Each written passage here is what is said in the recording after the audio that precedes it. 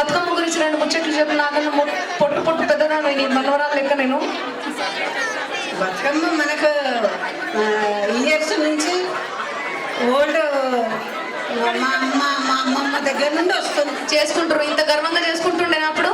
నేను ఇండియాలో చేసినట్టు ఇక్కడ చేసుకుంటా, నా బిడ్డలు కూడా చేస్తారు. ఇండియాలో దొరికినట్టు పువ్వులు ఎడ దొరుకుతాయా? కొనుక్కొచ్చుకుంటాం. ఎడ దొరుకుతాయా? మా తంగడి పూలు ఎడ చూపెట్టు. తంగడి పూలు లేదు, తంగడి పూలు లేదు, గుడుగు పూలు లేదు. మరి లేదు, మరి కొనుక్కొచ్చుకుంటాం, ఇండియా చేసుకుంటాం సేమ్ ఆడ చేసినట్టు. వేరే పూలు 10 ఏళ్ల కింద మన బతుకమ్మ ఎట్లా ఉంటుండే? ఎవరికి తెలియకుండా మామూలుగా చేసుకుంటుండే, దొంగతనంతో మామూలుగా.